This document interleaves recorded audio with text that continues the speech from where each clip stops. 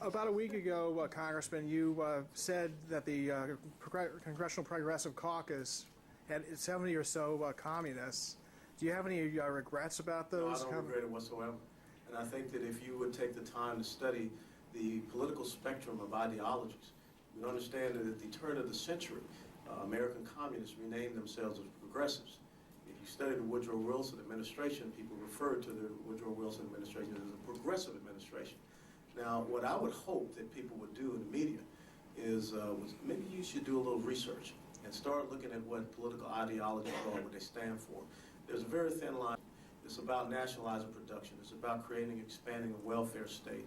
It's about this idea of social and economic justice, and you hear that being played out, now with fairness, fair share, economic equality, shared sacrifice, ad nauseum, ad infinitum. It is also about creation of a secular state. And this whole argument that the liberal left is trying to take you down, talking about women's contraception, is really about a federal government that is reclassifying religious organizations for them to be able to manipulate them however they wish. So that's what I wish people would focus on. Now, let me also bring something up. Since I've been up here, first time ever in politics, past 15 months, we've had members of the Democrat Party stand up and talk about how Republicans want to kill women. We've been called racist. We've been called sexist. We've been called homophobes, Islamophobes. We hear people constantly talking about the Tea Party right-wing extremists of the Republican Party. But I don't see anyone, getting upset and challenging the other side about this. And I welcome anyone to have a discussion and a debate about political ideology. Because when you look at what is happening in this country right now, you tell me that this government is not nationalizing production. Automobile industry, financial sector, healthcare, cap and trade did not go through the legislative process. Look what they're doing through the EPA as far as the energy sector. Look at what's happening with the National Labor Relations Board. Who would have ever thought that we live in the United States of America where the federal government would be telling a private sector organization where they could relocate? Now, you look at some of the bills that have come out of the Congressional Progressive Caucus. These are individuals that voted against having a balanced budget amendment, but yet they wanted to have a constitutional amendment so that they could redistribute wealth. I don't know if that's in keeping in your version of a constitutional republic, but when I went through my studies, it surely was not. So I stand by what I'm saying, and it's very interesting that people on the left are not debating the point that I made. They just don't like the fact that it was made. Mr. West, I can follow up on that. Since you say it's just not an issue of nomenclature, do you really believe in your heart of hearts that they adhere to the political philosophies of Chad, I just went down the line and gave you examples of legislation. I just went down the line and talked to you about the means. But look, okay, you want to talk about creating and expanding the welfare state? Look at Inauguration Day when how many people were on food stamps. Look at Inauguration Day, how many people were in poverty, and look at where we are today. You want me to tell you exactly where we are? Okay, as of 27 March, we had 46 million people on food stamps. On Inauguration Day, we had 32 million. That's a 45% increase.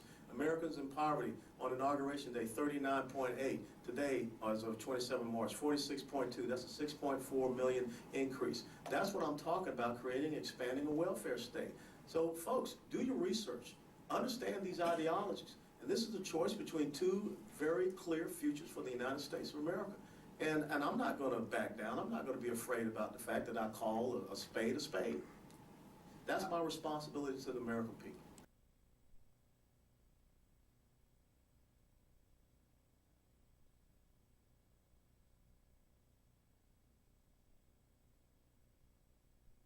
On this program because history serves as a damning series of rock-solid evidence that progressive policies do not work. The only way to convince people to keep trying them is to keep changing the names, places, dates, erase whole sections of history. You've got to change history. Progressives are an enemy to the Constitution. They want to progress past the Constitution.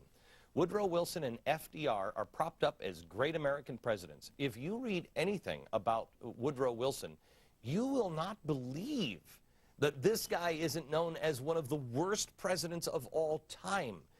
Racist, awful, awful man. I don't even have to start with his policies. Oh, but I could. We're told about all the wonderful things FDR did. You know, he got us out of the New Deal, out of the Great Depression. No, wait a minute. Can we ask this question? Why is the Depression called the Depression every other country except for America? In America, it's called the Great Depression because of the policies of FDR. Now, have you ever heard of Calvin Coolidge? If so, what do you know about him? You read anything in your history books and they'll say, oh, look, he ran a laissez-faire style government. Oh, let's just pause for a moment and savor the thought of laissez-faire government. I don't even know what that means. Calvin Coolidge, the president progressives need you to forget about. He was actually Ronald Reagan's favorite president, or one of them. He drastically reduced the size of government and thwarted a depression.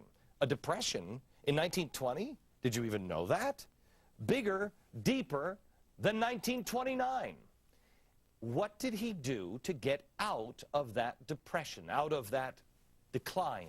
Country was in horrible shape when he came into office, and then when he left, it was the Roaring '20s. Well, that's right, Glenn. I call Coolidge the great refrainer because he was the opposite of a modern president. When he saw trouble, he refrained and stood back and said, therefore, things may get better if someone stays out of the way. What are examples? A big one was the flood of the Mississippi in 1927, which was their Katrina.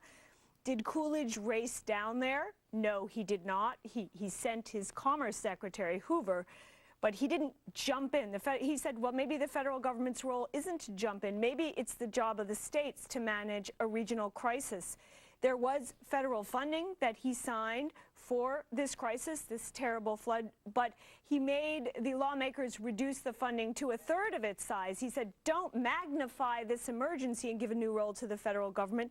Make it smaller and handle it. Okay, now wait a minute. So people understand this emergency. What year did this happen? 1927. 1927. So people understand this emergency.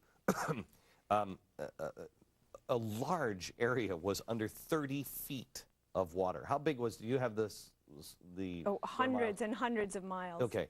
And under 30 feet of water, hundreds of people died. This is the Katrina of the 1920s. Of that generation, this was the Katrina.